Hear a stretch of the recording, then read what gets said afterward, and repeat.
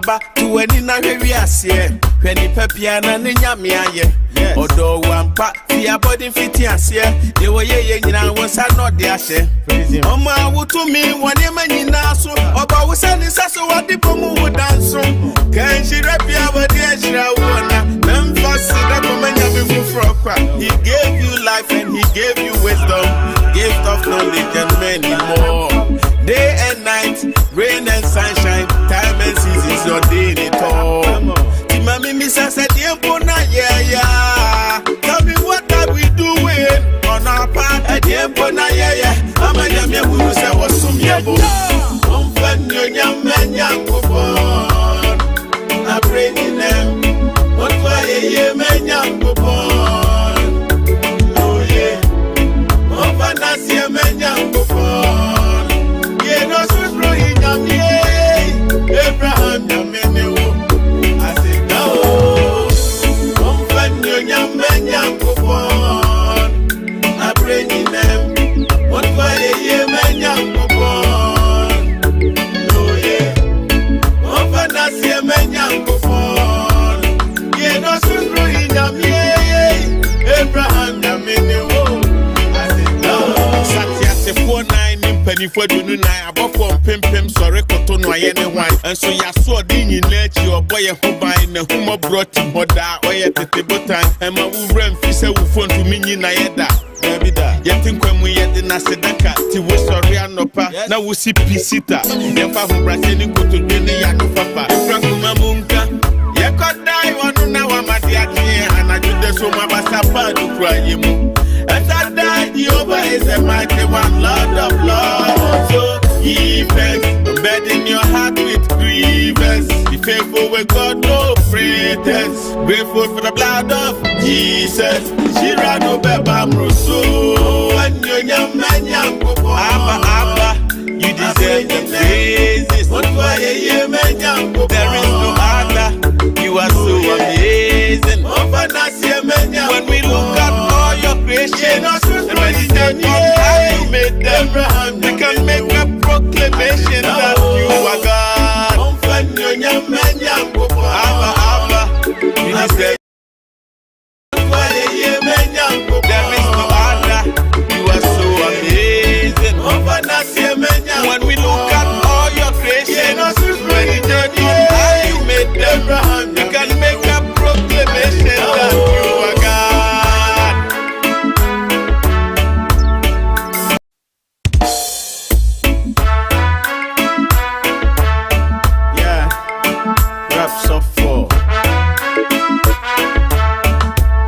This is a clarion call. Give God praise. Na na na na na na na na na. When you paba to any na we asie, when you pepiana ne nyame aye. Odo wampa fia body fiti asie, ye wo ye nyina wonsa no de ahye. Omo awutu mi wone manyina so, oba wo sani saso wade bomu wo danso. Kan shira pia wade ashira wona, memfas da komanya me fufro kwa. He gave you life and he gave you wisdom, gift of knowledge and many more. Day and night, rain and sunshine, time and seasons, your day it all.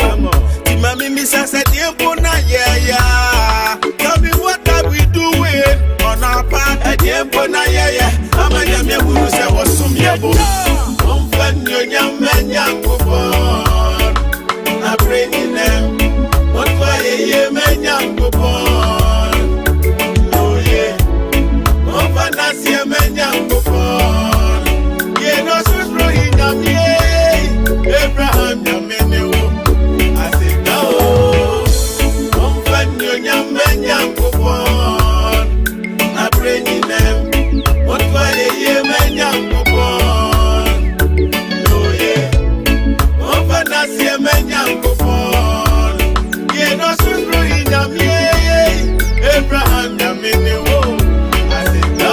Satya se 49 penifo dunu na abofo pempem sore koto no ayene hwan enso yaso odi nyina chi oboye ho ban na humo brought him hoda oye tete botan ema wo rem fi se wo phone to minyi na yeda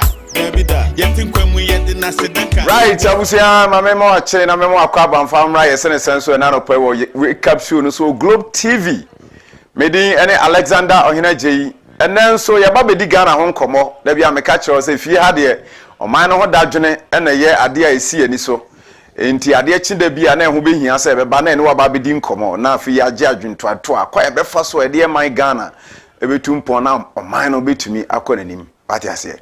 Yede oman no adikan hye enkrofo bi mu nsa sebi bi mu adi ehwammo nanso ebi mu ho no mo anida so da so wo mu sa nkrofo no yenta wo machi na wo mu edi ehwammo no yenhwe kwan abefa so a ye be handle wo mo na oman no majingu wo nsem pati ase enti e ho nkomo na yedi ewo fie ha nioma bi a ya ye nhihye ahodo bi a ya ye so oman na ye mfomso ebika mu na yamfa nhyem na ma oman Ghana ba bia ba beduru na ye twa adwo na ye bobra na nhihye ye nkoyi no ho nkomo na ye bedi na mpese me bisa question baako e wo fie ha wo hwa ade ye kitami a ye frɛ no pen ye de tro wiase ye ka krono theft ayade a posini eche se wakwa akoye bia obeche de wakwa akotum na de wakwa akofesi mra law no but maintain say obi awia pen ama ye de nipa na akwa akogina adaka mu da se ye di nasem obi awia pen ama ya che na tum da maintain ase the easiest thing a wo betumi awia e wa asase we so eye pen je se wo nya adwuma wo office bi ana se onko school da e na obeka chem se wo wia pen da pen. And that question I may be sound and say, I didn't na ye easy, so nipa be we pen. Now baby sano, now want to mean gin to some pamena me finance still or catch us a yamia. We a question I may be so no pay. Because pen a hodo pa mato fia, pen a hodo a director daruma, yensaka of fia chama yen. Kwabrani will be now so be jayato, I be we out there. Inti a question me be so no pay.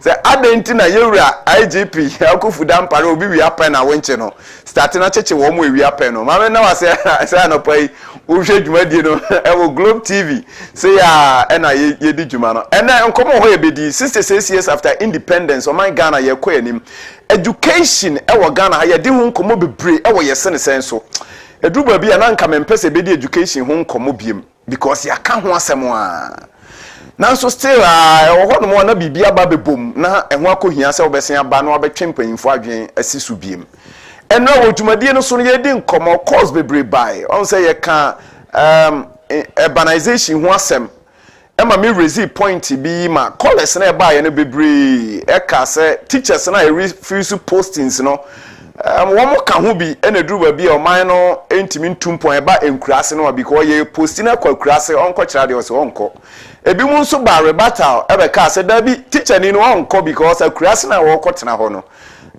na setena mu ba den bibia ni ho no mo a encourage no ama na kotena ho ama adesua ho asem atimi atumpon enti eno twen adwene sisu se these are concerns of the Ghanaians there ene na hu behia se na ye bekoso na ya se di nkomo kakra e de afa Ghana education sector no ho na ye hu kwan a e de befa so enti anopa ye ne expert e be di nkomo e wodwumadie no so na ya hwe kwan a ye befa so na nhihye ahodo bi e betumi aye e wo education sector no mu ama especially basic sector no atumi agina ne nanso e wo Ghana ha enti ye hu nkomo na e be di nti hyase na fa wadwenkyere ebra e wo 0591228585 0591228585 and your WhatsApp and afi SMS o de ba ya bekin kan brace me e de ama so wo hwe dwumadi no Facebook nso a bo modern so be share page no na obi anya bi ahwe na wa leave comment e wo honom na ya kan de ama page no e Globe TV GH e wo Facebook ya bekin kan e de ama e da se na dwumadi je fast Mr and P capsules adromu sahene adromu kantinka sa adro we na eso yachi eboa ye madabia yetumi ede yesene sen ebrewa no pa bia nanso okita yemu se okode ene ne ba je fast de wa hye yembo se onja yemu da na on paw yen woni yen e wo ho kosi wiase awieye enti yenso ehu behia se ebebo ne ho dawro fi se obo adwuma e de ma mansan ena je fasadawo ma ye gyina na so se kyire beyin because edu ba bia utim se ukodru fi abe ma bre na so na nkrofo so frefra de e so utimi yi nkonya kakra ni nyina na se je fast mister na ye secret e ba sa ye consult je fast na o ma ya kwankyere kwan be fa so a ye betue ye adwuma nti ya brante o pese o je odofo ani e wo mpam weekend si a ye koyi e wo se utimi ye neoma ohun 6 March na by holiday o beba fie e wo se utimi ye neoma start na no nom je fast mister MP capsules na ma wapomuden na wo ba fie na no ho kani de be hia mu mpamu a watimi adi agora wura ama ya frɛ mira na wapem akɔwanim na ama mo piafo anopai ubenya bi eto e wo herbal shop pharmacy shop a atwa ho ahia organ herbal bia nya na ubowura ha wo se me pagye fast mister NP capsules aduro no a anama buburo fita da ho ahaba mono etua na no eno bi na me panya aduro foforo bia because ma te se eno na beboa me kona koto bi na emoa o ye oba white abegina wase ama enka hodo bi na edi ahimo wase hono a aduro ebeyi saa enka na firi ho ama wo eye Jeffers Mister na afi ni P capsules gonorrhea fo no mo amugina kwan ho na mo jonso a mo come to said ye ebo abom na so no ene de saa de na atwam enam Jeffers Mister P capsules ada romanti kwana kopebi na emmoa wo na enyu syphilis and STIs ahodo ni nyina mfiri na wonso asetremu ntumi ntumpon one numbers no ofa oto aduro no bia obetumi afre na wone wo mo adi nkomo na nkyerkyeremu ahodo a ewo ho bia no wone wo mo ache na wonso wahu kwan abefa so abenom no enti Jeffers Mister MP capsules eho ensem ena makacho ena no pai na kowa krata ahodo no nso abadwa so a nei ye kansem papa wonim se dwumade ntimi fa amre wa abra yen koko akrata ahodo no na enkohwe nsem ahodo a aba edwaman so enti ye be koko akrata ahodo a aba no so na afi akwa kobobo ensem ahodo a otwa ho mfoni di kire na no pai na ye wie na etwa ho ba kofa Jeffers nkrato ba fi ha no mo a ya starting komobo no na ya hwe ba bia de oman Ghana adusua ho nsem ebekọ akowie enti ene ye de the Daily Dispatch ena efiti ko akrata ahodo no nyina ase ewo ha anopa Daily Dispatch ewo fi ha na Dispatch ani mu ha Yewura Baumia the digital man eda honom ede ena Dispatch eka edefa Yewura Baumia ho ose Baumia is the best flag bearer for NPP MP to delegates any member of parliament bi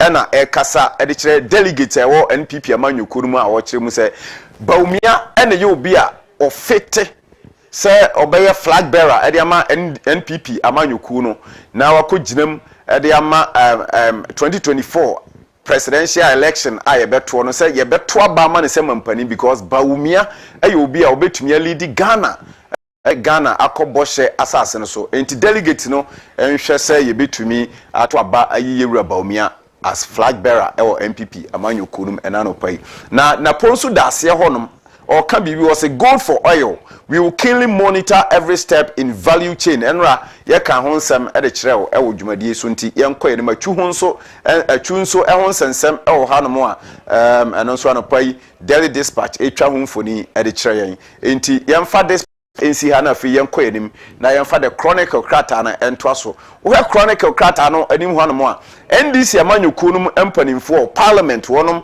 e wo hanom a ensema hodo a wo kan Chronicle etwa homfoni di kire na Chronicle kire say reduce ministers from 86 to 65 minority tells Akufo but afenyoma can calls out opposition NDC amanyokunu say ministers yewo ewo mayimi ade a wo mo doso papa 86 nanso ye hyede ho adwuma titire bi a wo ya nka nnwuma hodo a wo ye ne ye betimi di bia hyehyehye bi mu ama ministers no eso ate abafam tie nei omampani enhwe na onte ministers no so emfiri 86 emra 65 na bibia so entimi enkonkan emfama oman Ghana na wei ena minority kasa ya wo manu si ya pa na afenwoma aken sori na o se hwe ehene ha ensembe na mo kan se munim ne mo keka munim ne mo keka kra 86 no krampo no mudi agrade bi be ka ho kona kopra Chronicle krata na kenkan na so emu nchechire mu bia no mo nso kenkan mi na afi ti ase na KT Hammond enso eda ha no was KT grilled over sale of GNPC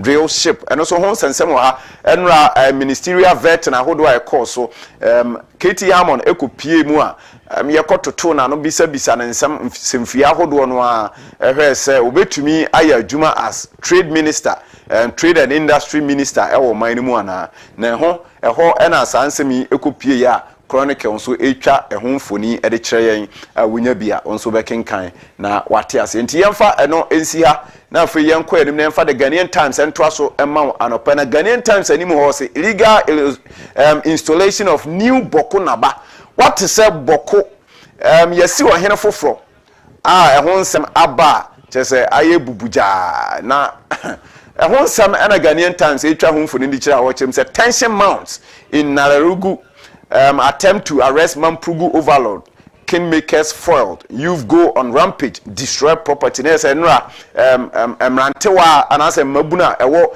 Nararugu jai na yehye tiles ne ade wo ho no mo a yese ye ntiase ema the new overlord no a yesi no Mampugu overlord na afre de empanimfo ahodo bi a eka ho no che wo mo sɛ de aban no ahye sɛ aposifo na afei ɔmanmu bambofo enkoche obi a waye no sɛ ɔhene a de na sie akonya so yenkoche no na afei mpanyimfo aka no mranten se hwɛ yente ase nti no ɔmo de bani wo hɔ no mo ane agapate bi asɛ ɛwɔ hɔ wonya Ghanaian Times krata ya ɔbɛkenkan na wate ase na KT Hammond ho sensem ɛda ha no wɔ sɛ drill ship said I did nothing wrong. KT Hammond rebuffs allegations, says he saved state money. Honsensem ewo hanomo a ubenya bi na Dufo enso da ha Dr. Dufo say domestic debt exchange program not panacea for restoration of broken economy. Wɔkyerɛ sɛ DDEP a ɛkɔ so no enya de a ɛno ɛyɛ Ghana yɛn economy no a asɛe na tete apansam no yɛn solution nti aban no empe ade fufuro bi enye na ɔman no yɛntimi ensɔre enyina na so nti yɛmfa Ghanaian Times krata no ensi ha na afei yɛnkɔ enim na yɛmfa the Daily Guide ko akrata no entoa so man Ghana for no pai Daily Guide animu ho na wɔkyerɛ sɛ NPP and new ministers maka ho asema kyerɛ that as ministers omampani ede won wo hwɛ ni mu sɛ obeba be yɛ adwuma ede ma trade ministry agric ministry na afi ne aka no enra wonom ekɔ vetting aja NPP ni NDC for the bani wo hɔ no ma na anya agrokra we say hey yɛnte ase we so say hey obo opewu ye beje wo mo atuma no anya asɛm ketewa onya the Daily Guide ko akrata bi a won so bekenkan no pai na wahu emu nsɛm ahodo a ɛwɔ hɔ no you can't arrest Nairi Mampugu youth cry out ɛsɛ ɛno nso ho nsɛm ɛwɔ hɔ ɛwɔ North East Mantamu hɔ no ɛno na akofo ado da ha ɔkyerɛ sɛ after implementation adopt APD's action compact ɛno nso ho nsɛm ɛwɔ hɔ no ma onya the Daily Guide ko akrata no abekenkan na wate ase nti anopa Daily Guide mfoni ahodo a wotwa de kyerɛ yɛn ɛna yɛn so yakenkan ɛde akyerɛ no yɛmfa nwie na afei yɛnkɔ edim na yɛmfa the Daily Statesman Emma Ghana for say abide by rules of engagement NPP charges aspirants na say NPP amanyuko no ene gusu to afo wo mo a epese ebe flag bearer ewo party num edema amanyuko no yede kasakire ena afi afutu ede ama wonom se nhyehyɛ ahodo ɛda hɔ sɛ de bɛyɛ wonam so ɛbɛyɛ engagement ahodo na wo ensure anase wo make sure sɛ wɔde saa nhyehyɛ no ɛbɛyɛ adwuma na bibia nso akɔnkan ɛde ama party no a ɛho nsɛnsɛm ɛwɔ hɔ nom na ɔkyehene da house Aaron San winning firm begs for mercy from ɔkyehene ɛno nso ho nsɛnsɛm hɔ dan by chief lends support to Alan Chramanten nso ho nsɛm ɛwɔ Daily Statesman krata no mu anɔpa ya wonya bi na ɔkenkan nso obenya emu nkyerɛkyerɛ mu ahodo no nyinaa ndi ɛmfa Statesman enwie o hai na afei yɛnkɔ yɛnim na ɛmfa ko akrata ɛtoa so ɛma Ghana for na ko akrata the Daily Searchlight ɛna ɛde toa so ama Ghana for her Searchlight animu hɔ no mu anɔpa ya ɔkyerɛ sɛ teach in local language teach in local languages Bureau of Ghana Languages ɛna anɔpa wɔde nsɛm ahodo ɛto dwa a wɔkyerɛ mu sɛ Ghana atwape na entimi ntumpon no ni nyina gina se kasa ye de kire emofra na de ye brofo kasa ana fe kasa ahodo no enya de se eboa ema mofra de sua etumi etumpon nti ebe ya adesua ho nsensem ana fe ade kire ho nsensem o man mu no ye mommodin se yan kasa ye nkromu kasa ye de behyem na fe ye gina so e de akire mofra na de na entiase e woni wo sua no mu no atumi akọ enkan e de ama mofra no na won so won adesua atumi etumpon a no Bureau of Ghana Languages ena de sansemi atudwa ene ogene ho san anopa obetimi ni wadwenkyere aba wonu se ne yesene san ye di nkomo e de afa Ghana ye de sua ho enti obetimi e de wadwenkyere aba e wo saa asemi ho e wo dwumadi ni so yemfa the Daily Searchlight NC e wo ha na yemfa the last paper na yemfa enwie ko akrata ni na ene anopa ene de finder krata no ena e twato ena anopa e de ama finder ni mu ho say foreign trips will not be approved if plans are not submitted as directed. Chief of Staff and anopai etudwa watch said foreign trips are hodo mampani and afei mo ekeka no ho etu eko ewo man yimu no enya de say ye be approve ye be gi atum say kwan a e wo say ye fa so submit plans no antimi anko so yedi a enya de say ye be approve a eno so e ho nsensem ewo the finder ko akrata ne mu a ena no pai ye twa ho mfoni ere kyew enti nsem ahodo bi a etwagu ewo ko akrata num ena no pai na ye twa ho mfoni ndi a kyew ewo ye sene senso on Globe TV ye twa ye ho aba na yakwa akofa Jeffers Mr and P capsules and krato aba fi ha na ye ba me say na nkomo wa na me question no me guso a me bisawo se pen ye kita mi ye de tro na ade ba ko a Ghana ni etimi wia na wonu ne ho enie pen ubisa no a se enye ono a we so wia ye nchew enti ade enti na obi wia pen a ye ntimi nche no ye kwa ba ye ba awuzi am se wo mo wia pen wo fia no me kan se me ya start protest against mensem no America na so still mema IGP ache wo mo fia because ye wia me pens papa enti ye wia pen da no pa wo ba ka kire me e wa fidie so send message bra say enti na obi wia pen a ye nche no ye kwa ba e ko fa Jeffers nkrato e ba nkomo ho a e bedi e ba yesia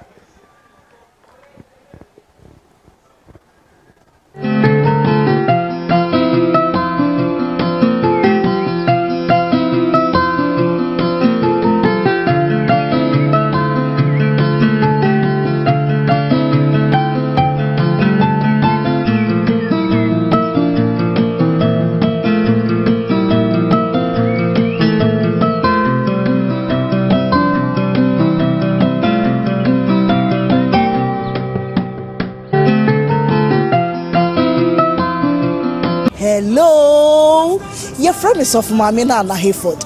Me yen century, Messiah actress, and then you ma who do pee and na me juma dainty, ma po me den when he me papa, na se but ma po me den when dia, and one Jeffers Mr. Bonje, Jeffers Mr. me to me jina pa what sentence so. Just say Jeffers mama your best one kasa. Minya bema. Ebama wusuwa ye be mama pa say ti ameji Jeffers Mr. Tumpre kopani say eduro no hote ye de afa abefu nimdie kwan so eni fidie won wosuom e na ye ne frinchem kroje ye no nti ma ye resade enu wane Jeffers Mr. na momitie enye ma penfo oba a o ma akwala nofo ana akwala a onyanya emfie dumienu FDA ahwehwe sa edwadie nkrato yi mu agye atum se eye Jeffers Mr. Pa.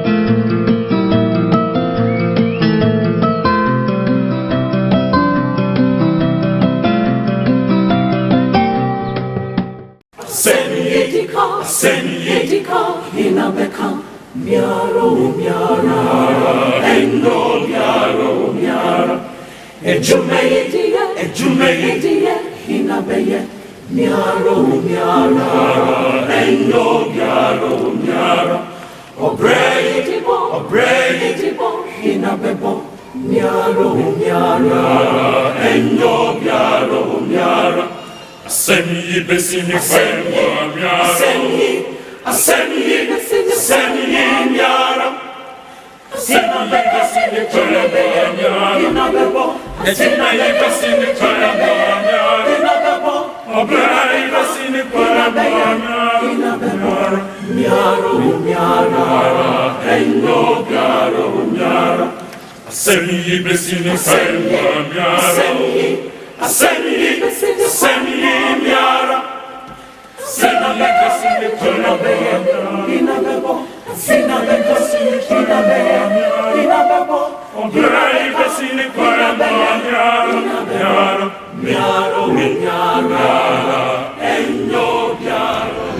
Right, abusuya mama nsan emma wache na memo akwa abamfamra yesene senso na no pe. And we are discussing the state of Ghana's education. Ewa Ghana 66 years after independence. On say my culture that I say about education Globe TV, we are very keen on that. Enti ye di ho nkomo e wo fie ha bebre. But as still there are a lot to talk about regarding education ewa Ghana ha. Enti anopai ye ne expert e ba be di nkomo. Now, free ya require be first yen education sector, no, especially the basic level. Ye who quite be first wa be to me, I improve our Ghana Hanum.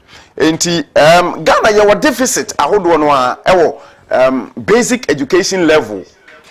Come here, sir. Nanse me can say me chose a bino edinani secondary second cycle no so. Enti wo ye free SHS ni ye or shese secondary schools.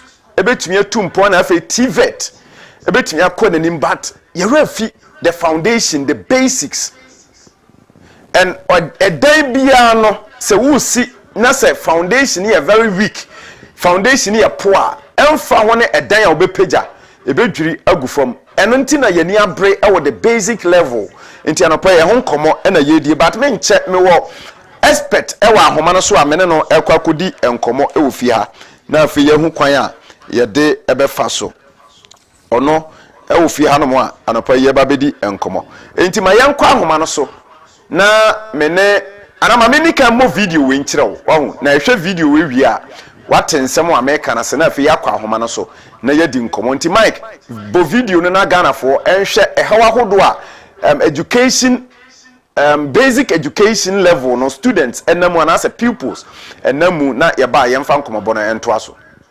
Teachers in classrooms make teaching and learning smooth, but when there is a shortage of teachers, the situation turns otherwise. The achievements of students become poor, and teachers have to take control of either 3 or 2 classes, which increases the burden on them. The situation sometimes discourages other teachers from doing their job. In Ekumfi district, several schools have teacher deficits, impeding teaching and learning. The education director of the district, Isaac Oscar has thus expressed worry about the unfortunate outcome. He, however, wants the government to pay heed to their plight. Our challenge of teachers. This year, most of my classroom teachers, no matter how. So we need teachers, but they have recently given us information. So young submit for at least vacancies so that they bring in the posted teachers. And the teaching this is a headache. I have schools that have 7 teachers, 8 teachers, and I don't think that is the way we should go. The watching rate. The teachers have a way of going. To release, they know directors are not ready. They say they will go for steady leave. And then what you can't stop somebody who has secure admission. Until we are hoping that they will replace the teachers. The MP for Ekumfi. All right, let's go over to the phone lines and speak to Mr. Adama Coulibaly. He is an educational consultant to know more about the basic education sector in Ghana and the challenges that we face as a country. Mr. Coulibaly, welcome to SEN Live on Globe TV. Thank you very much, my brother. Right. Good morning too. We are discussing the state of education in Ghana 66 years after independence. You being an expert in the field of education, how would you describe Ghana's education sector in a general perspective? All right, thank you very much. I wish to extend my profound greetings to all your listeners and viewers, and also to the Ghana Association of Certified Consultants, especially our leader, Dr. King Sulemana, and to all your cherished workers.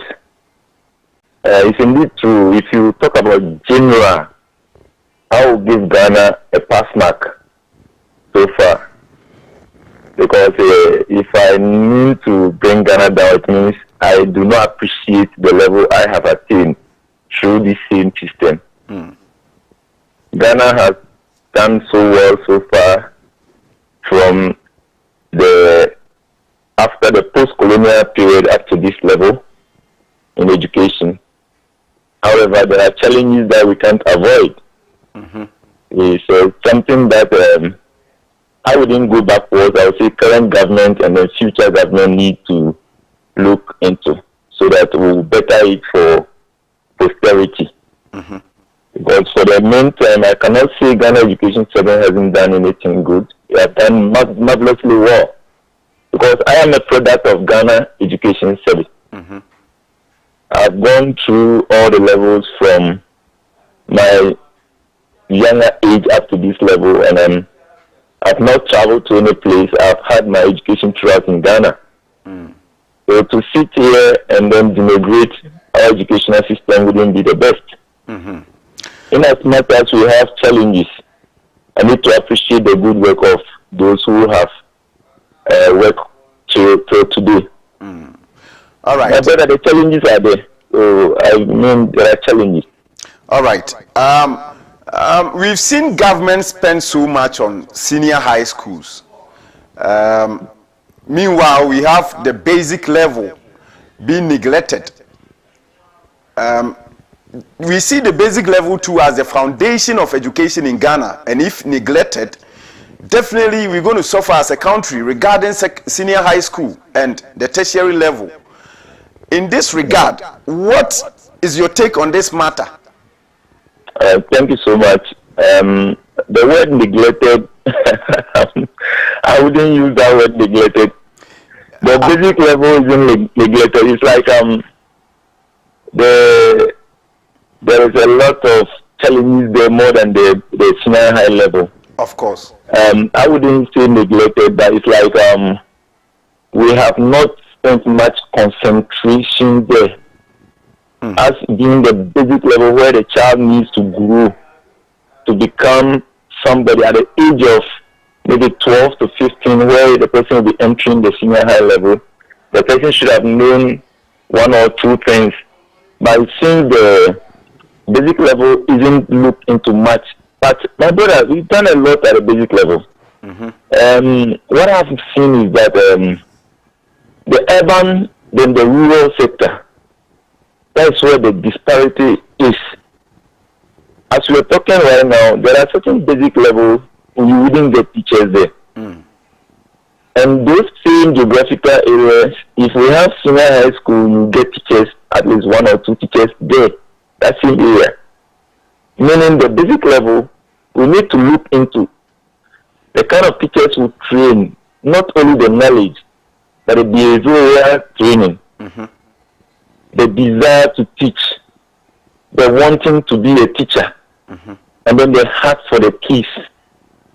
We need to train a teacher in that regard. Normally, we think a teacher should be trained the pedagogy. And then after the pedagogy, we see the content. Yes, they are very important. But we also need the behavioral to be a body that a teacher sees him or herself as a block that is going to reform a certain sector. For example, the kid that is coming from KG, crèche, what does the child need? Let's take, for example, my area where there are no electricity and the child needs to be groomed to match those in the cities and in the towns. For example, that child starts crèche. In the cities, however, we see televisions, computers. The teacher can use his or her computer to teach that child. Even viewing alone is much important for the child at that level. But here's the case where in the rural area, as a teacher, what do I do to let that child, if not catch up with those in the cities, but to match at a certain level, so that when that child is being transferred from the rural area to maybe a town or the city, that child might also appreciate what the teacher did for him or her when she or he were in the rural area. So that is where the government needs to look into. The teacher I am sending there, what are the incentives that I will do to make the teachers remain in the rural area and to deliver to our satisfaction. Many teachers go there and run away. Some teachers don't stay there. They go to school once in a week, and that's all. So we need to incentivize the incentive that we need to push into those areas. I quite remember when some of us started teaching, they told us if you are in the rural area, you're supposed to have less years in order to go for promotion. But it turned out to be false.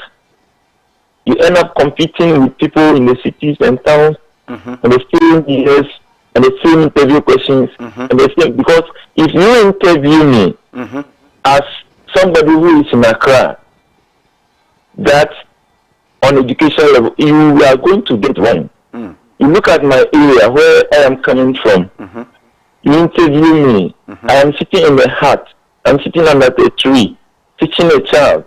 Then my interview should be based on that. How do I groom? How many children have I transformed from under that tree and they get access to GHS maybe in the town or city? That's the measurement. You measure my competence level. All right. And people are doing it. All right. Teachers are really doing well.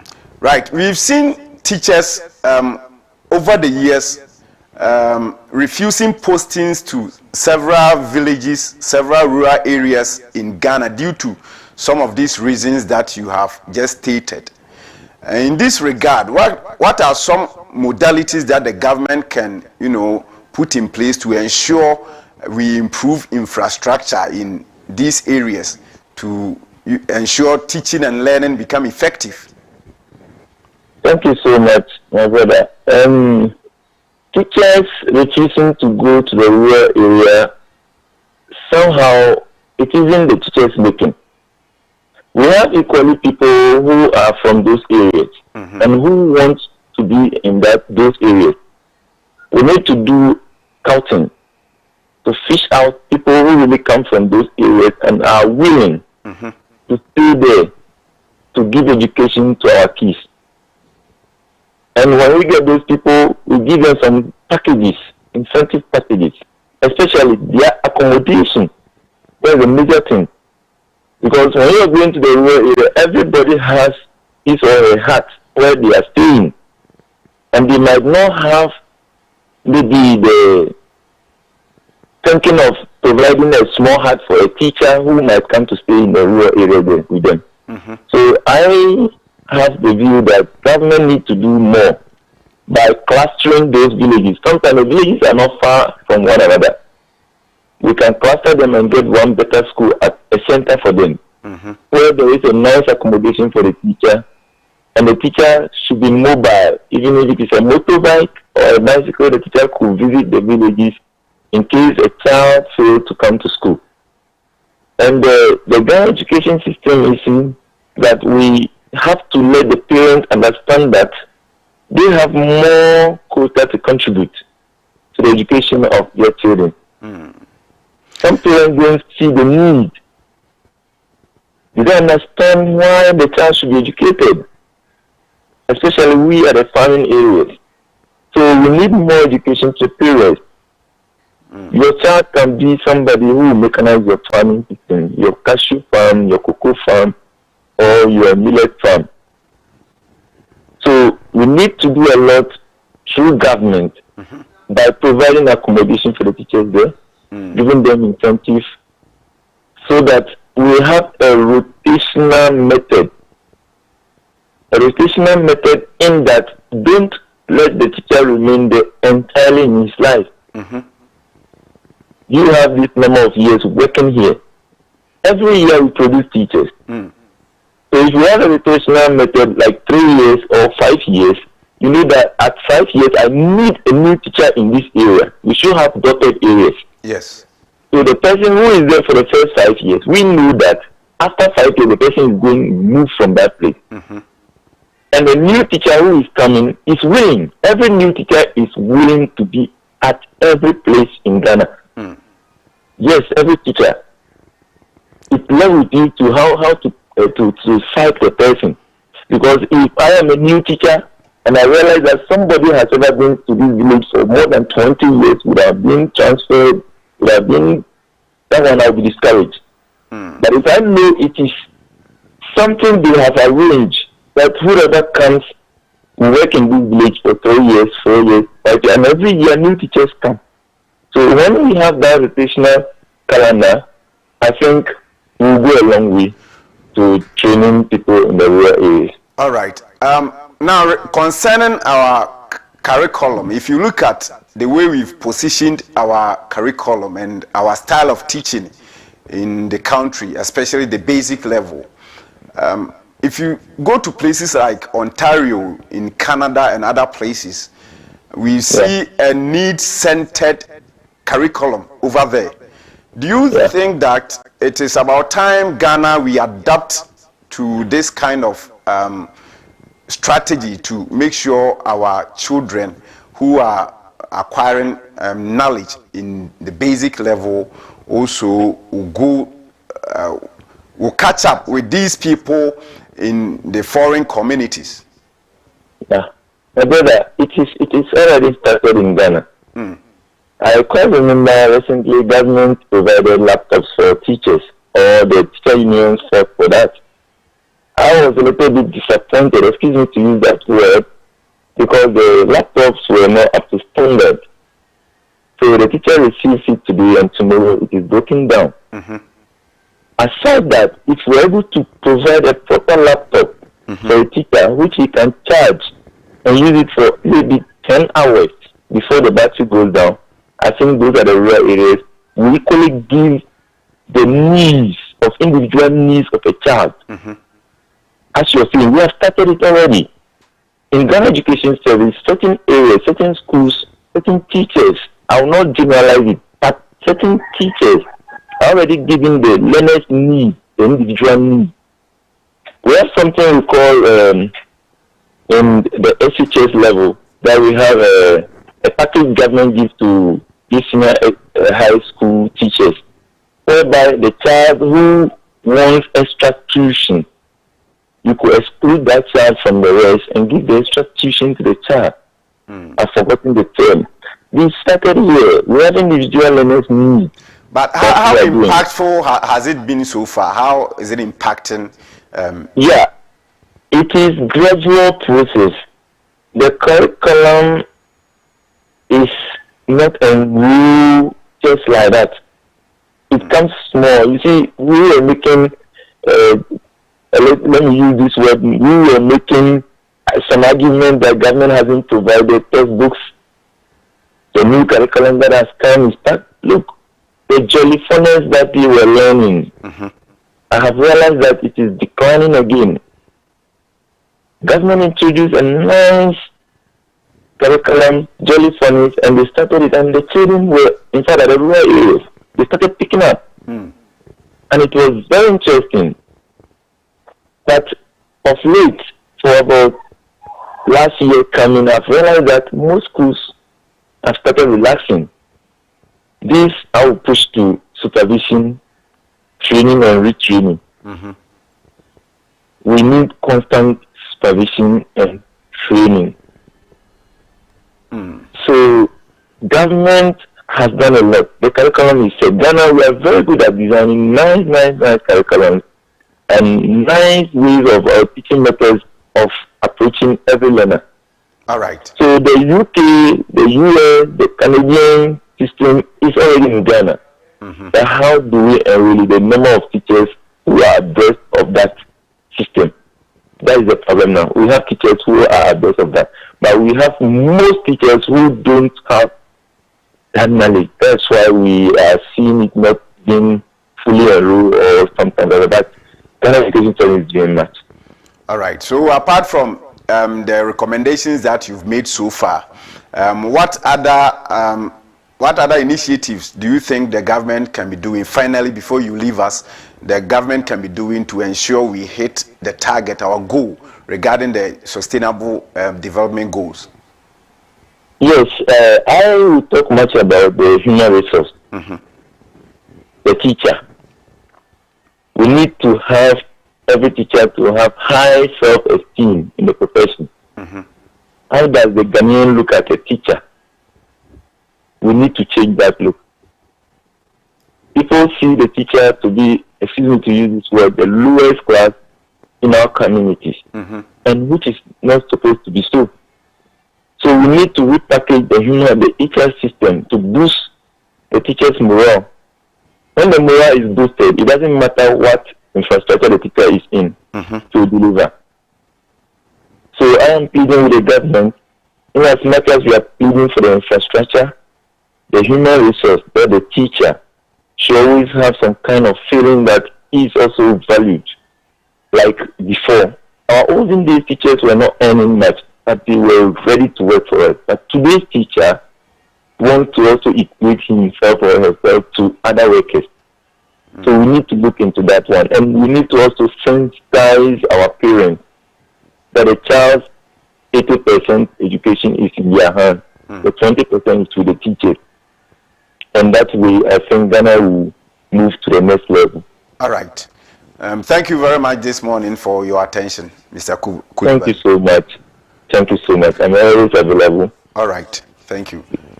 Abusia mama na wasese woje bre na wohwe dwumadine na utie ensem no bi mene yewura Adama Kulibali ena ekodi nkomo wo educational consultant ena mene no adi nkomo anopa ye afa Ghana education system no ho de yebetumi aye de atochima ewom na afi de yebetumi aye ama education system no atumi afa ne ntoma pa afura mebisa no se ono waye educational aspect na dwen sen ewo Ghana yen education system no so far every 1957 eba besi sabre e wo mi na o kire so wono de wontumi nkasa entia Ghana education system kra fi se wonim se Ghana bo ne ho modern ye pa eba education ewo Ghana hanom a ya tumpon ewo mu ya boy ho modern aye bia se de be ya Ghana fo emofra a esua de ewo man no mu no ebetumi esua de me kire quality education ebetumi improve ewo man no because emnua mu na ofa ya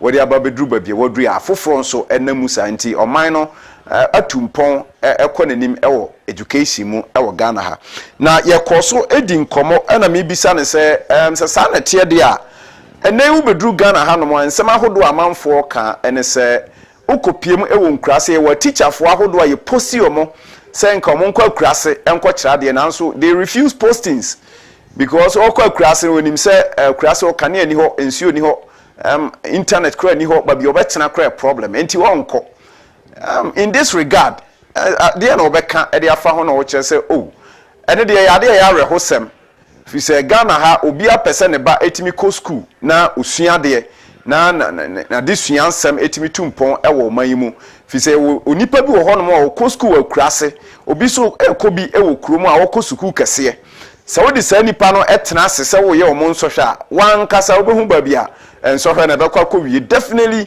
ne wo akurase no entumi ene ne wo kurom a wo ko school kese a wo access to internet, access to ICT, access to logistics entimi compete enti ne obeka ne se aban no enhwe se sa challenge no yebetumi ahwe na yaso ano ama education ho sensem etimi atumpon ewo rural areas na a teacher for nso etimi nyankranhye na akosa amia no akokira de na wo mo a nkrasefo no nso ade suansem atumi atumpon ewo manmu a eno nso oka ho asem ewo ha entimi toaso ene ne di nkoma ahodo no na mekofa amanone enhyehye ahodo bi a ewo honom ede bebo no ebisa ne sese wokoba bi ti se Ontario Canada na wokohwe wo madesua ho nsem se de ete a ye wo bibia e frɛ ne need centered education ewo ho se fi se abofra no ade wei ena oye ebeboa no nti yemma onsua saade no ewo sukuu mu mebisa se ho behia se ye be introduce ewo ha na se bo eno kra de Ghana ya sha ase dadawo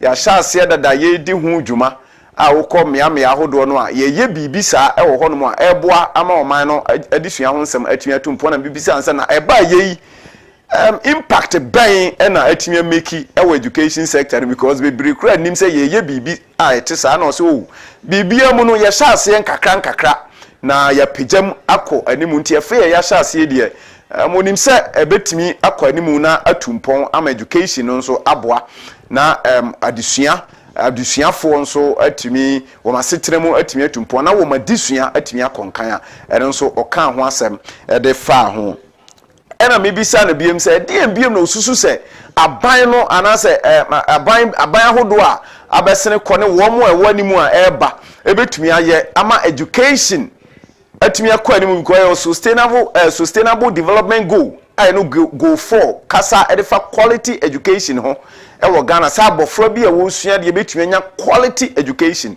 enhyehyɛ ahodo ben na office aban no ebetumi aye na odi agu akwan mu ebeboa ma yatumi ahete sa target no na wo chimu se ono de kakra bi na obeka de afa ho ewom se challenges ne bebre ho de nanso wo hwa ni mu se aban no be yan hyehyɛ ahodo na mpo yatu awofofo because awofo eba awofo efamu a wo nso wo adwuma a wo so mudie edeboa wo ma na wo man so adisua etumi tumpon ewo man num aside ne aban no eye ede aboa no awofo nso ewo dwumadi enti yamfa adisua ne nkyerɛkyerɛ ahodo ema awofo no afutu ahodo ma awofo no na awofo no so hu ne yesese wo mo ye ede boa wo ma no na wo man so betumi asua de ewo suku suapon ahodo mu na wo madisua atimi atumpon nti wei ene nsem ahodo pi na ye kan ho asem ewo show yi so ena no paya ye hwese ebeboa ama Ghana ye disua ho nsem atimi atumpon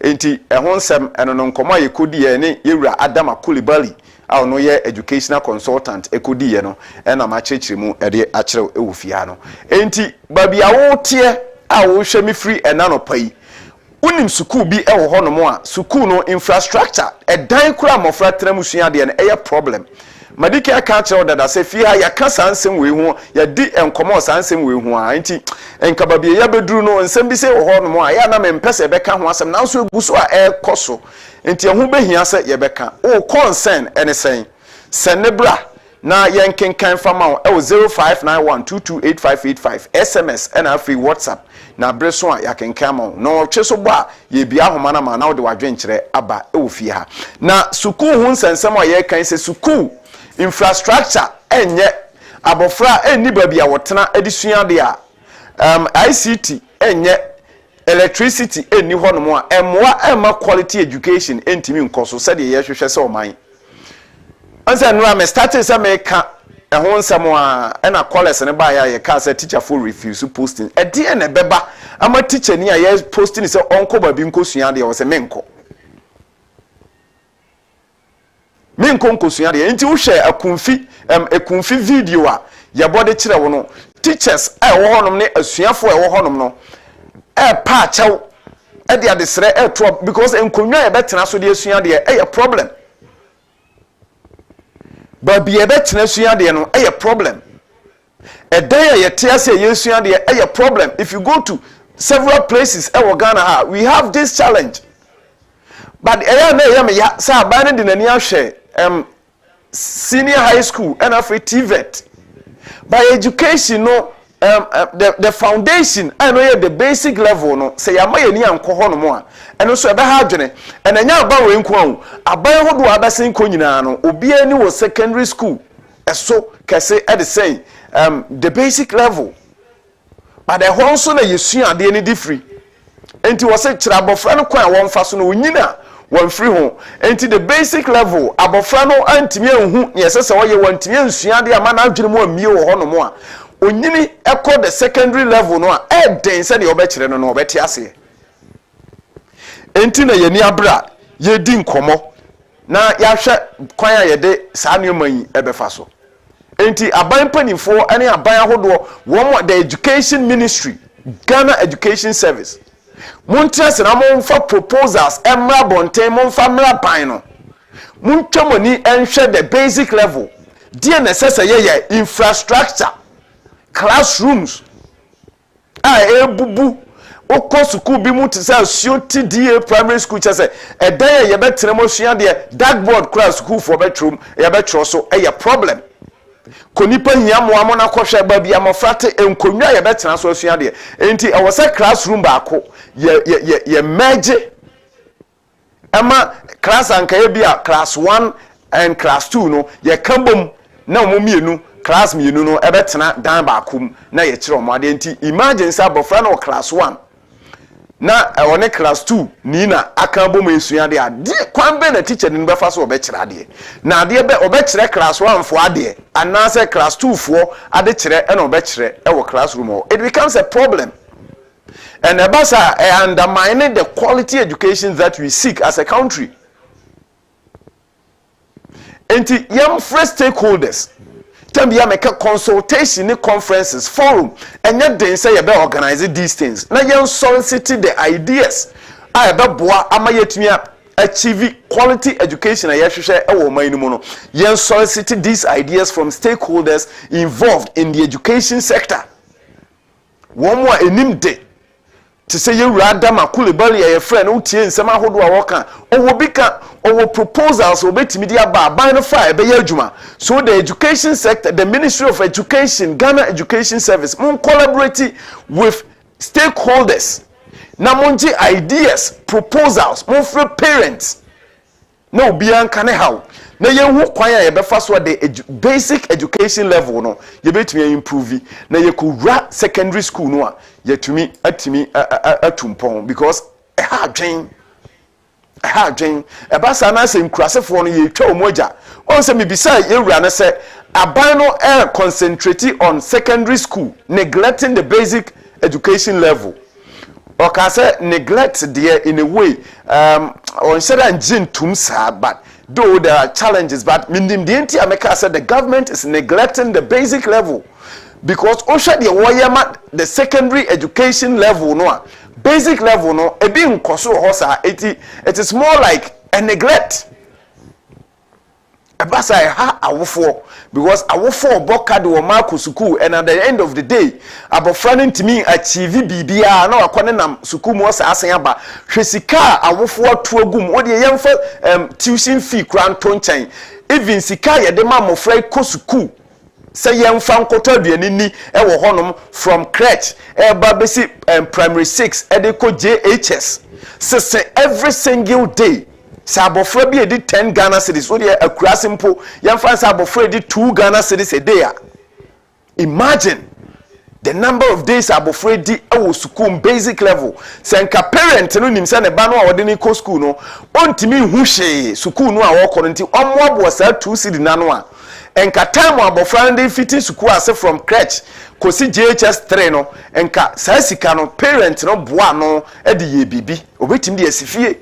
But what to say sikana gukwa enti yen start so man ye de nhihye ye de interventions ahodo ebeboa ye je ideas from stakeholders.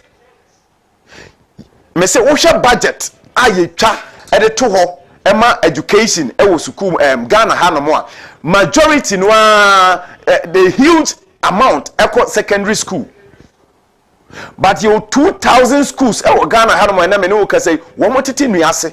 And these are some of the concerns ye raise Ghana hanom about education. Me da say sanopai wajebre na wo hwe dwumadi no ye sene sen medin ene Alexander OHENE AGYEI no twabo ma me ma okwan na so fa wadwenkere ebra dwumadi no so e wo 0591228584 0591228584 0591228585 and afi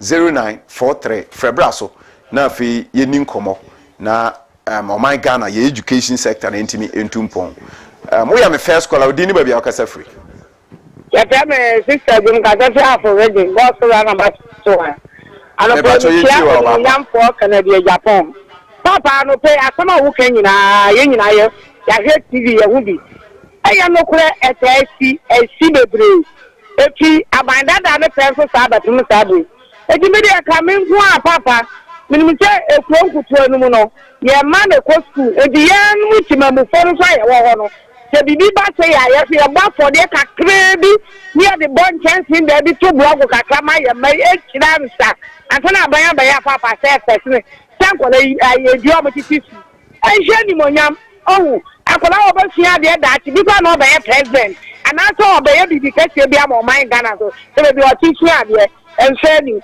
anopenya men kan ho wai yo men so be da se pass of free ba so anopai we from say na okasa free hin Assalamu alaikum. Wa alaikum salam. Nachi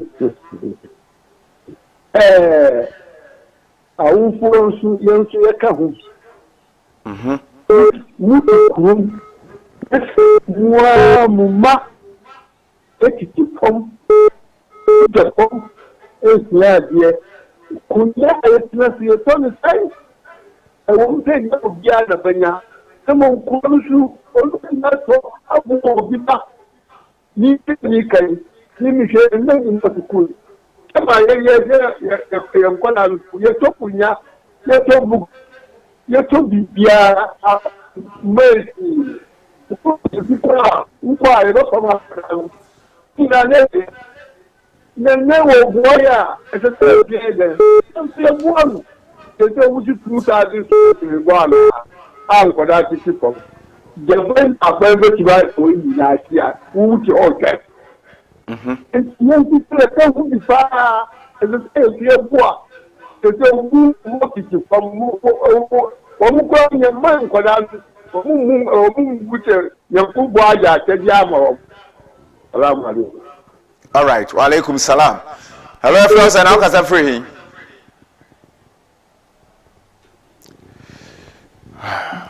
Me wa cho dini wa how can I free? Adesua ba ya friend se Alanka shini fefi ka price. Alanka shenti o. Yo, ana yo ni mami se na mi sha na bo bonito. Ana, se former minister ona bo Alanka Adesua Hankin. Na Adesua ba women are airport a school replacement media. But the mess Ghana for any ocean aggregate anka make me a katanka bano of the modern pa. But our tanka school me let the for man kulana said the women entry a moon radiant. We have cut a in the aggregate to say I know this now for Nkabama planning dinner. That the addition you manage to say or pass one pass of the phone. We make me angry and who else we are to shut down education in much or tell our education, education minister. On even coming for an account for a month not to know women fancy show be one plana or more costume. It's a baya, we costume not a woman at a good education. We make me oh my, I'm a man in ana na ya ekoso ya na yewa keti ya mo so atema ya tipo na sana na adudan ko fufade na ma MP for me say nipa on say unqualified no mental petition bi amane wo hwe former trade minister ya Olambo Alanko de Chemanti Shaduma pa ni oye ebebua trade minister no enu ni obehia ni nti anamu a wo de o ma no ewa kuma party say Olambo Alanko de Chemanti ni wa hwe ni Good morning. Good morning, sir. Fatao.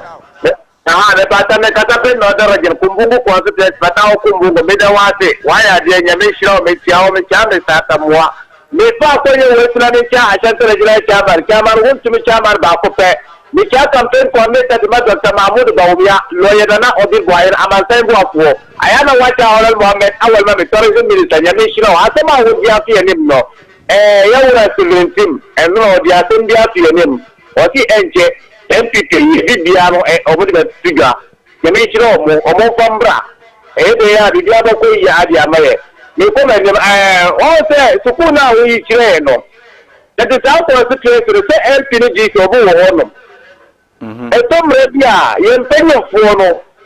Omunja NDC MPP as some. You two about Yimwa and one say, Moyejima. That was the case to the NDC, a lot of MP was this one. The Ebana said almost 3 years, you have my head. The Tom Rabia, Homer Carlo, you're paying for a Tom Rabia or Mumway because he has 2 moments years, you have my head. The maintenance cases are, but the only security chain, MP in your home, this in your home, Omunja home.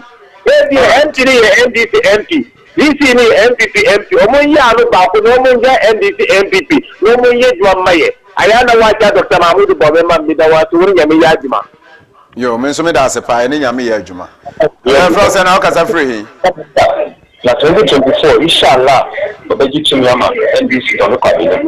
Na come na before the chairman of papa me I say yeah I think yeah no bit na dia ni until English data or the motor project as well so what you support to am English na come from last week ejuma so be show you now on the 13th of May sorry yeah na south the tennis version of Ghana's Latin oye Alan Chabante extra trade ministry for 6 years 1 to 1 factory amount of private work business and everything. Right, man, foul for hello, Frost and Alcazar free.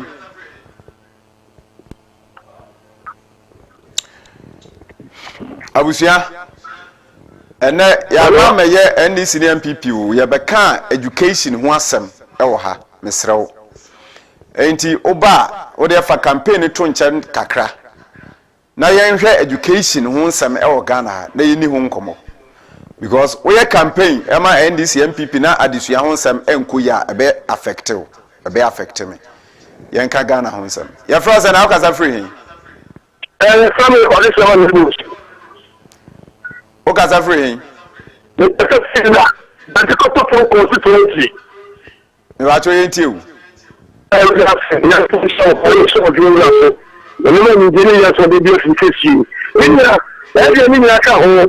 you look at them when some yeah na mini say nyamia boa yai na ni lopa ko so no o ti timbo o dem education mesre ye ni obema abitu all good you me ko e show re to on faso I said so we policy ni to wa obi aba na oye ni die ye to so bi o mesre KT Hammond na mo bi ka say agora bere too much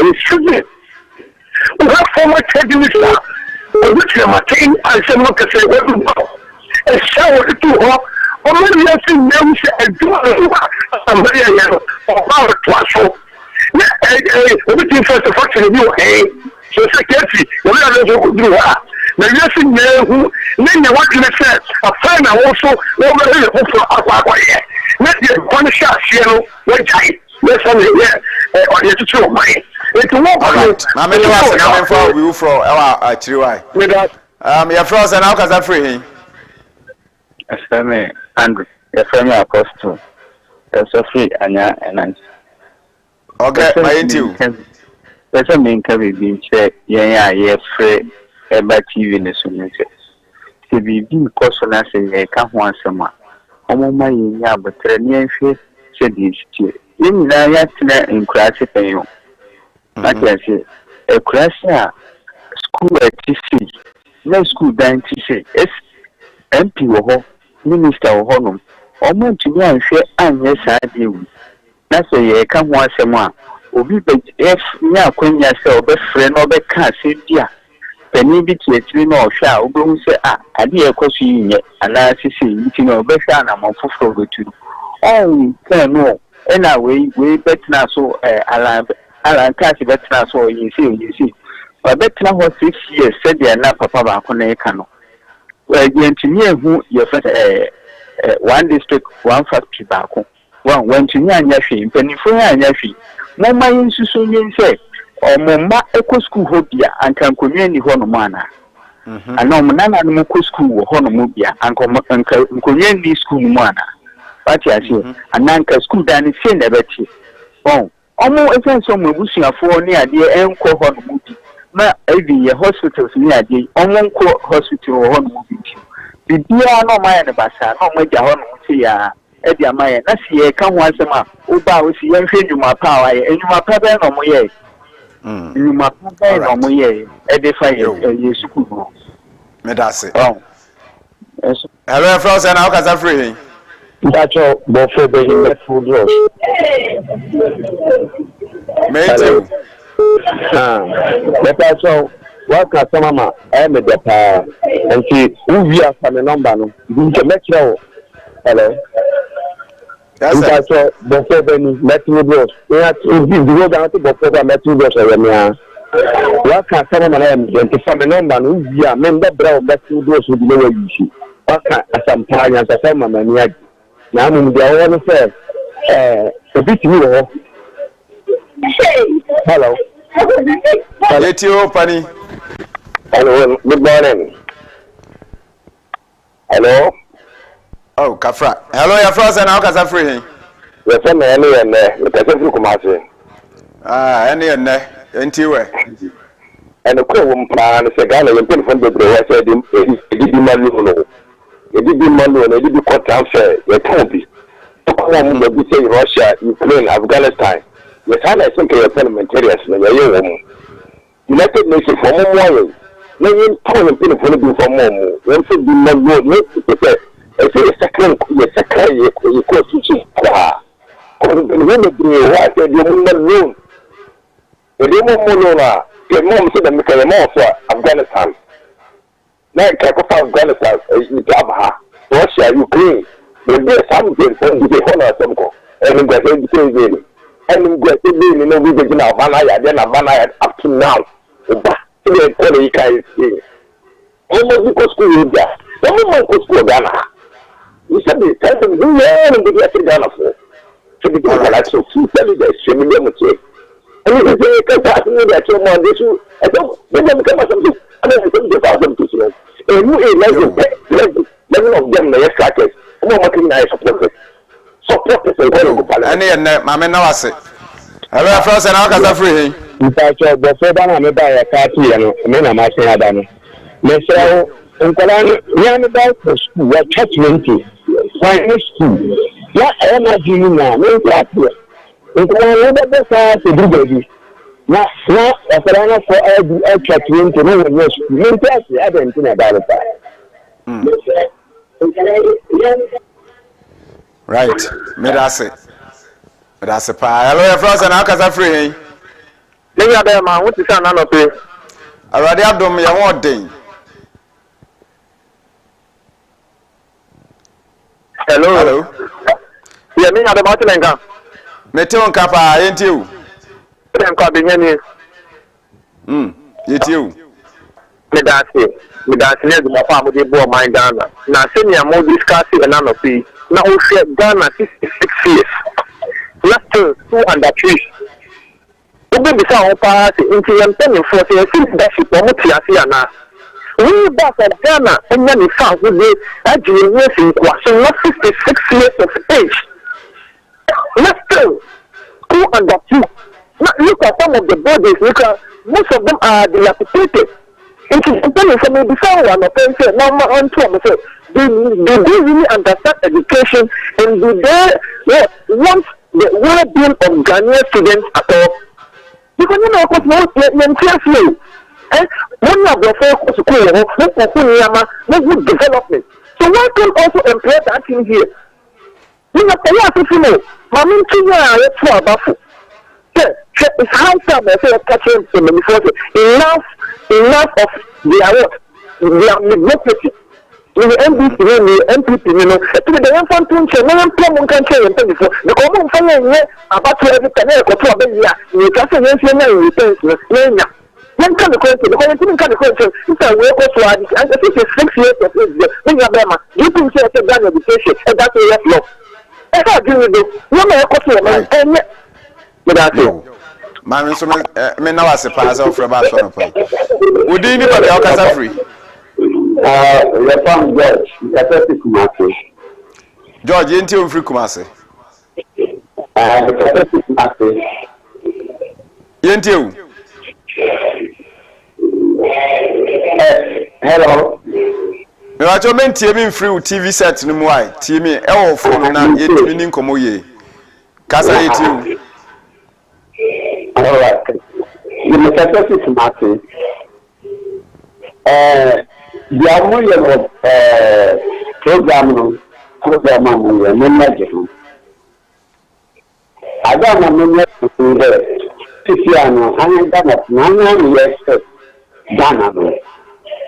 Mamma, I sit down. I need to Ghana. The Sunday, for me, at the Bonina, Kawuniana, I mean, it's I don't party colors in the W. Assembly, Amphata. Obi, Yaki, come to the and to cost school now. And what the rest is the man of us. And I'm so young, also don't go class school from Texas. The constitution says free compulsory education starts from the primary. Government about the other chapter of primary. And I'm saying to me, I will show that teachers in room. I'm not teaching there and also that you don't not for classes because there are no amenities there. It's a very required. Then you know, I put out the young man, uncle, professor, later. I will be proud to education. All right. Now I have also when the next the portfolio.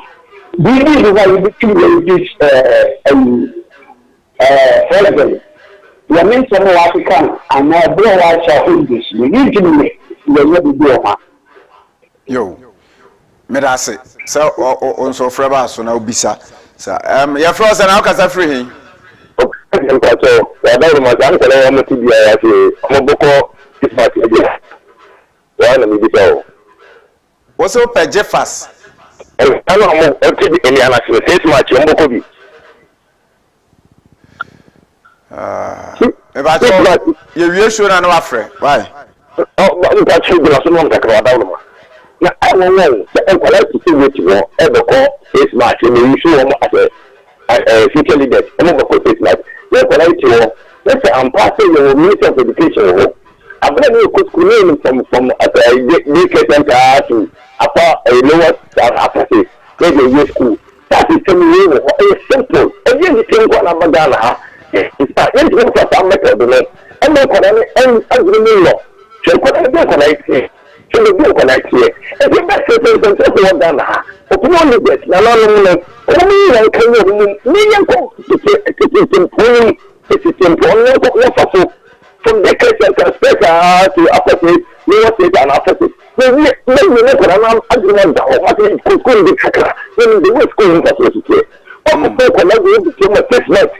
Ring the come up to the beginning of the master to review. Because the general should look up, the people of the nation should look up, the security should look up, the doctors, everybody should look up. I don't like what I read. I didn't get shame on them. Bye-bye. That's a passer of Rabba. So, let me himself say, Open Jeffas. Sana can 6 match once. I was a Hosemo. Maybe I told anybody how can I free. Open and Bacho, Mohoti saying, Mojuma, Funina, where dear, Adam, if you had a Jeffas at Darumanti, Yadini, Ubia Horden, Papa. You miss Uncle Pondia, why not from the Akaone and Akufa de Ambayabwane, Medin de Nocre Asa, the Casafri Caswa, the MPP MP to contain any trouble by the boom, a moon pay and a Mijina. Opening, Ghana. You're more than 16 years. 66 years. Opening we a Jumania, Benjamina, Cassati, Wako, Homijimu. Nanko, Nanko, to Samuna Ubia. We can be a Wuku, be a resident room. Why you are Bassa Konya be Eddie Atum, or Nana no do one grow. We are going to maybe a Udia, what the baby up to my edge and Jim. Opening and Ghana. We say and up to now, from primary to GSS, obviously echo area, and you may be no part, a big area. A big echo school, I want to see in Niasi, opening and for the first time, opening Brana Muko school, Chiramidaku said, Da, mobile school, mobile Maquino. Now, this year, mobile Maquino, Sadano Namuya, Namuya Maquine. Opening. And they would say basic school from primary class 4, class 5, and a class 3. A year better me, I'm a quine, and normally exams. And normally I'm a quine. It's just that. I was the time of random school. Opening Cassia, and you no crack. And you no crack. Now, when I'm at school, I saw 1 year, I'm saying, you're feeling, and Jamaica, a cannon and your son and all. A colana, and yes, I'm you're feeling. omo be school anti enya exam ansem ma wo nanso e batina tia e me school na asai 7 years ni opani kase ye ntimi plenty textbooks ansem man kwala ye ni curriculum e de man kwala opani kase ya we so ba ko a edi enya ma me na wasese ofre ba so no pe na me mfa me last call na me mfa dwumade ni na ensi Ghana education won sense. Hello. Me ba cho na utwa to. Udi ba bia okasa free. Opening kase da ya wa so yan kwaso na ma ade chipachi. Michiao ani michia obeja fa oni oma bonja ni a. Ana michia besa sambo abebi e obi a oba de mfa ni bedu asonje mu. Yo. Yenti wa opani. Opening kase and I pay a summer already at two gano. Now, a year ho papa confession said. The person, Kakasaya, amount for 8 green ya in Kafrasta house one, almost saw with television you are. And my parliament almost saw with television you are. Omuti, now Moishe, na aya. Timaki tree you we use for any biatromo. Sekwana American san say sa education ya ye kan ho asemi ya ye kan ho asemi Ghana for ebiadwin akoye say MPP NDC e wo Bible mu ba any Bible mu MPP NDC enye Ghana wo e sound true name ba Ghana din no and sound true name na omo fewu say education e yade bia eni man mu a o man ne bo and I'm penny for see a omunya sadi breno. Almost starting from education. Na penny bia eco school ewe kra and sana oba ko kesiemu. Intinka nyamia dom ema omusie hunu any sampen so ye o mabedia. Any Ghana enya 60 something years eye ni birthday no. Intinka nyansa na omunya na se Ghana na eni nyansa. Why? Because of picture says Ghana eni nyansa. Eme nyankopon fa me kasa enfa ncheme nyame obo yamba wiase no wa manyi nyansa Ghana enyensi amama bebre o pastor Ghana gusi ye kurase ni why? Because nyama ayekoso eyeya me nyame nka ho na wo bie ye mpenifu ni ni no bie o madini wo no mo nyansa na kwan o mo fa Ghana so no eyeya o mo tu kwan kwa nkofo krosi o nyame nka ho me da se pa se o hwe adwumadi no abusia ayare ho se me se Ghana se wa ho se emofrati duase ye be ko 6 match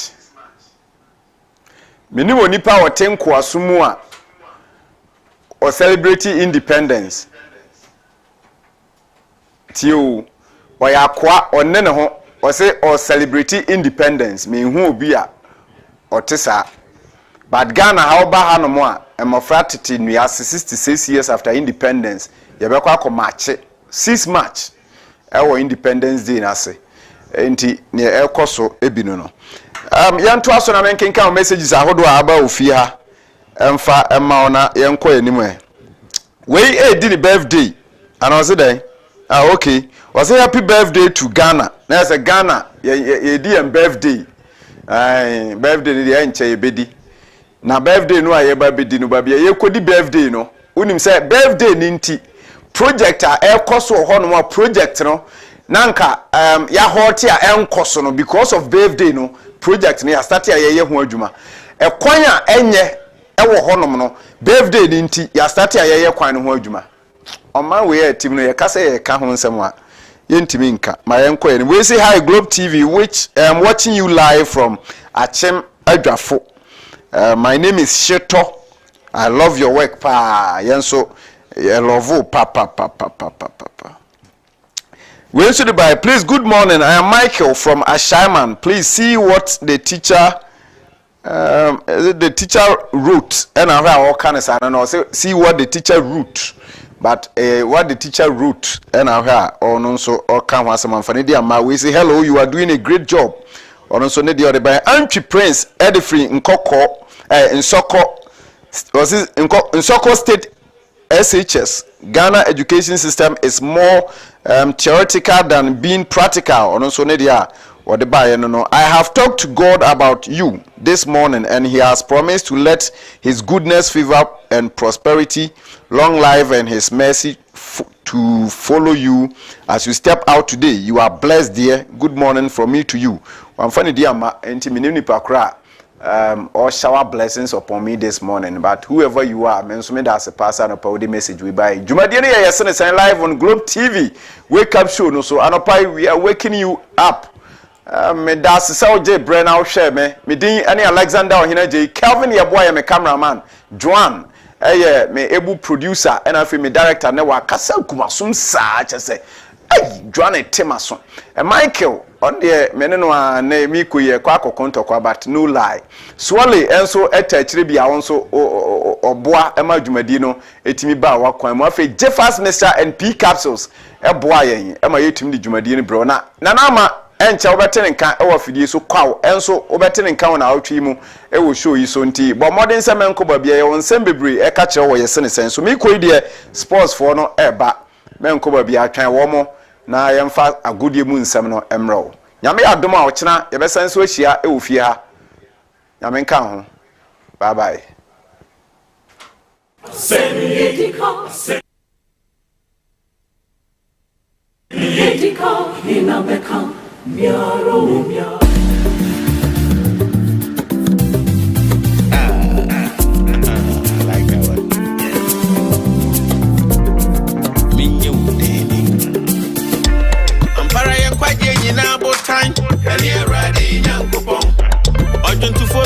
Bet me wa kodu besia konkon maminka de waye dosu papa de waye ya graswa enso tu yinkata uye nyamekan bamba fo awo boye